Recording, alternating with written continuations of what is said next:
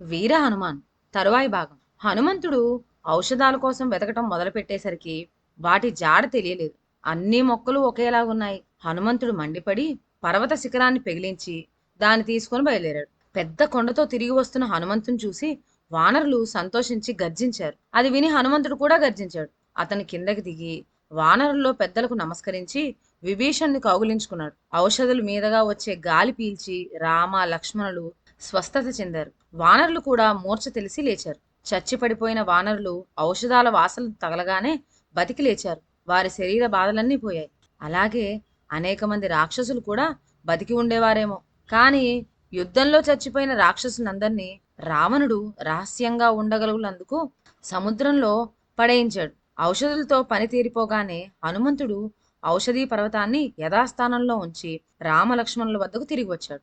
తిరిగి వచ్చిన హనుమంతుడితో సుగ్రీవుడు, కుంభకర్ణుడు చచ్చాడు. రావణుడి కొడుకులు చచ్చారు. అందుచేత రావణుడు ఇప్పుడు యుద్ధానికి రాడు. ఈ రాత్రికి బలవంతులైన వానరులు దివిటీలు తీసుకొని లంకకు వెళ్ళాలి అన్నాడు. సూర్యాస్తమానమై చీకటి పడగానే వానర వీరులు దివిటీలు పట్టుకొని లంకకు బయలుదేరారు. ద్వారాల వద్ద కాపలా ఉన్న రాక్షసులు వానరులకు బెదిరి పారిపోయారు. వానరులు తమను అడ్డేవారు లేక నగర ద్వారాలకు, బురుజులకు, వీధుల్లోనూ ఇళ్లకు నిప్పు పెట్టేశారు. ఇల్లు అసంఖ్యంగా తగలబడ్డాయి. ఇళ్లతో పాటు ఇళ్లల్లో ఉండే అమూల్యమైన వస్తువులు కూడా తగలబడ్డాయి. చాలా మంది రాక్షసులు కూడా మంటల్లో చచ్చారు. వానరులు హర్షధ్వనాలు, రాక్షసులు ఆర్తనాదాలు మిన్నుముట్టాయి. రాక్షసులు ఈ పరిస్థితుల్లో యుద్ధానికి సిద్ధపడ్డారు. కానీ ఈసారి వాళ్ళు వానరులను లంకా నగరంలోనే ఎదుర్కోవాల్సి వచ్చింది. మీరు రావణుడి మందిర సమీపంలో రాక్షసులతో యుద్ధం చేయండి అని సుగ్రీవుడు వానరులకు ఆజ్ఞ ఇచ్చాడు. అతని ఆజ్ఞ ప్రకారం దివిటీలు పట్టుకొని వానరులు తన మందిర ద్వారాల వద్ద నిలబడి ఉండటం చూసి రావణుడికి చాలా కోపం వచ్చింది. అతను కుంభకర్ణుడు కొడుకులైన కుంభ నికుంభులను వానరుల మీద యుద్ధానికి పంపాడు. కుంభ నికుంభుల వెంట యుపాక్షుడు, శోణితాక్షుడు, ప్రజంగుడు, కంపనుడు కూడా వెళ్లారు. ఉభయ పక్షాలకు యుద్ధం జరిగింది. ఆ యుద్ధంలో అంగదుడు కంపనుని చంపాడు. తర్వాత అతను శోణితాక్షుడి ఖడ్గం లాగేసుకొని దాంతోనే అతను చంపి ఇతర రాక్షసుల మీదకు వెళ్ళాడు. అతని చేతిలో ప్రజంగుడు చచ్చాడు. యుపాక్షుడు మైందుడి చేతిలో చచ్చాడు. కుంభుడితో యుద్ధం చేస్తూ అంగదుడు మూర్చిపోయాడు. అది తెలిసి రాముడు అంగదుడికి తోడుగా జాంబవంతుడు మొదలైన వారిని పంపాడు. కానీ వాళ్ళు కుంభుడి బాణాలు ఎదుర్కొని అతన్ని సమీపించలేకపోయారు. అది చూసి సుగ్రీవుడు కుంభుడి బాణాలను సహిస్తూ అతన్ని సమీపించి అతని ధనస్సును విరిచి అతనితో కలియబడి యుద్ధం చేశాడు. ఆ మల్ల యుద్ధంలో చివరకు కుంభుడు చచ్చాడు. తన అన్న చచ్చినందుకు ఆగ్రహించి నికుంభుడు పరిగనొక్కదాన్ని గిరగిరా తిప్పి ఎదురుగా వచ్చిన హనుమంతుడు రొమ్ము కేసి విసిరాడు. అది హనుమంతుడు రొమ్ముకు తగిలి ముక్కలై కింద పడింది. కానీ హనుమంతుడు మంచి దెబ్బతిన్నాడు.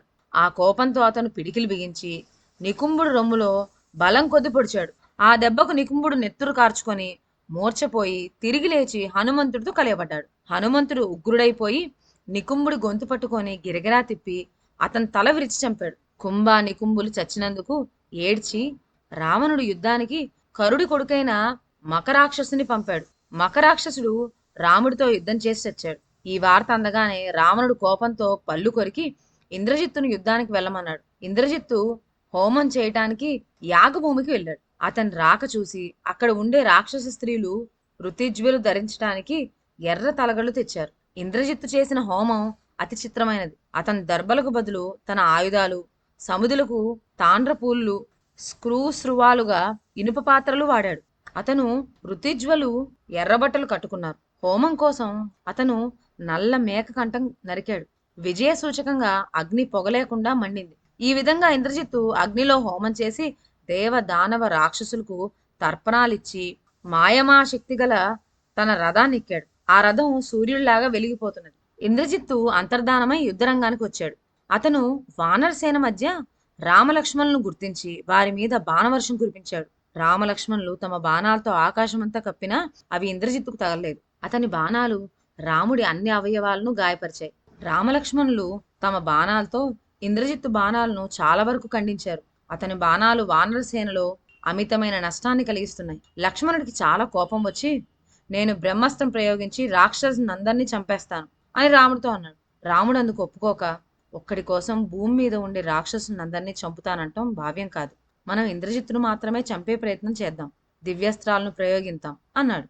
ఇంతలో ఇంద్రజిత్తుకు ఏదో ఆలోచన వచ్చింది. అతను యుద్ధభూమి నుంచి లంకానగరంలోకి తిరిగి వెళ్ళి మాయాసీతను రథం మీద ఉంచుకొని యుద్ధభూమికి మళ్ళీ వచ్చాడు. ఆ మాయాసీతను రామలక్ష్మణులు చూస్తుండగా చంపి వారికి మనోదౌర్బల్యం కలిగించాలని అతని ఉద్దేశం. ఇంద్రజిత్తు యుద్ధభూమికి తిరిగి రావటం చూసి హనుమంతుడు గొప్ప శిలను చేతబట్టుకొని అతని కేసి వచ్చాడు. అతను వెనకగా అనేక మంది వానర వీరులు శిలలు చేతబట్టి వచ్చారు. అయితే హనుమంతుడికి ఇంద్రజిత్తు రథం మీద ఏడుస్తూ కుషించిపోయిన సీత కనబడింది. అది చూసి హనుమంతుడికి కన్నీరు ఆగలేదు. అతను మిగిలిన వానరులను ఇంద్రజిత్తు తన రథం మీద సీతాదేవిని ఎందుకు తెచ్చి ఉంటాడు అని అడిగాడు. తరువాత అతను ఆవేశంతో ఇంద్రజిత్తు మీదకు వెళ్ళాడు. వానరసేన తన మీదకు వస్తుండటం చూసి ఇంద్రజిత్తు తన కత్తితో మాయాసీత మెడ మీద రాచాడు. ఆమెను కొట్టి జుట్టు పట్టుకున్నాడు. హనుమంతుడికి కన్నీరు ఆగలేదు. అతను ఇంద్రజిత్తుతో, దుర్మార్గుడా, పాపి, నువ్వు చేసే పని ఏం పని? ఇలా చేయటానికి నీకు సిగ్గు కూడా లేదా? నువ్వు సీతను చంపావో త్వరలోనే నువ్వు చస్తావు.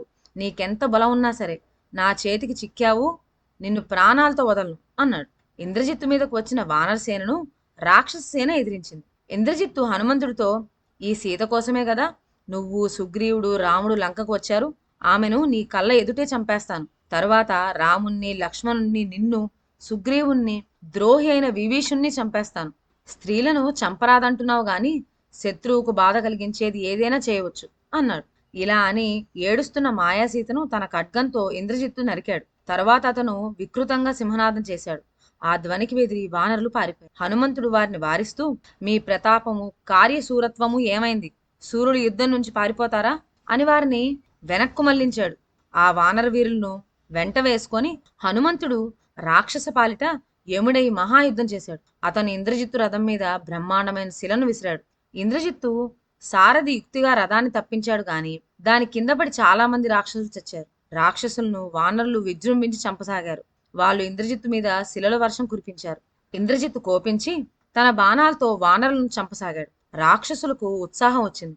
అయితే హనుమంతుడు రాక్షస సేను తరిమికొట్టి తన వారితో, ఈ రాక్షస సేనతో మనకేమిటి? మనం సీత కోసం వచ్చాం. సీత చచ్చిపోయింది. ఇంద్రజిత్తు సీతను చంపాడన్న వార్త రాముడికి, సుగ్రీవుడికి చెప్పి వాళ్ళు ఏం చేయమంటే అది చేద్దాం పదండి అన్నాడు. హనుమంతుడు తిరిగిపోవటం చూసి ఇంద్రజిత్తు హోమం చేయటానికని నికుంబులి చైతన్యానికి వెళ్ళాడు. అక్కడ అతను అగ్నిలో మాంసము, రక్తము హోమం చేశాడు. ఈ లోపల రాముడు వానరులకు, రాక్షసులకు కోలాహలంగా యుద్ధం సాగుతుండటం గ్రహించి అది హనుమంతుడు చేస్తున్న యుద్ధం అయి ఉండాలని జాంబవంతుడితో అన్నాడు.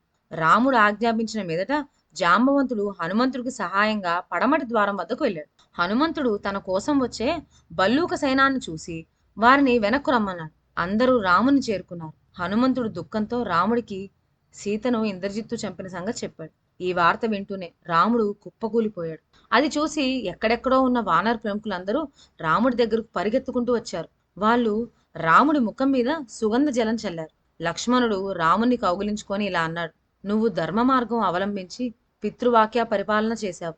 రాజ్యాన్ని వదులుకున్నావు. కైకేయి దశరథుల మీద ఎలాంటి కక్ష పెట్టుకోలేదు. కానీ నీకే అన్ని రకాల కష్టాలు వస్తున్నాయి. నీ ధర్మం నిన్ను కాపాడకుండా ఉన్నది. ఈ ధర్మం నిష్ప్రయోజనం అనుకోవాల్సి ఉన్నది. ఇది అసత్యమైనది. అధర్మం అవలంబించిన రావణుడు మాత్రం సుఖంగానే ఉన్నాడు అంటూ అతన్ని ఊరడించి యత్నించాడు. అప్పుడు విభీషణుడు వారున్న చోటుకు వచ్చి రామలక్ష్మణుల దుఃఖం చూసి సీతను ఇంద్రజిత్తు వధించాడన్న వార్త విన్న మీదట ఇలా అన్నాడు, రాముడా, ఈ వార్త నమ్మదగినది కాదు.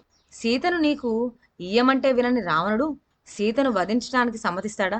అతను ఆమెను ఏ పరిస్థితుల్లోనూ వదులుకోవటానికి ఇష్టపడడు. ఇంద్రజిత్తు హోమం చేస్తున్నాడు. ఆ సమయంలో వానరులు తన హోమానికి విఘ్నం కలిగించిపోతారని వాళ్ళని దుఃఖంలో ఉంచటానికి మాయాసీతను వధించిపోయి ఉంటాడు. అతను నిర్విఘ్నంగా హోమం చేసి వచ్చాడంటే దేవతలందరూ ఏకమై వచ్చినా అతన్ని జయించలేరు. అందుచేత ఇంద్రజిత్తు హోమం పూర్తి కాకముందే మనం నికుంభులకు సైన్యంతో పోదాం. నువ్వు నిశ్చింతగా ఇక్కడే ఉండు. మా వెంట లక్ష్మణుని పంపించు. లక్ష్మణుడు ఇంద్రజిత్తు హోమానికి విఘ్నం కలిగించటమే గాక అతనితో యుద్ధం చేసి చంపి బ్రహ్మవరం నిజం చేస్తాడు. ఇదండి ఇవాటి కథ.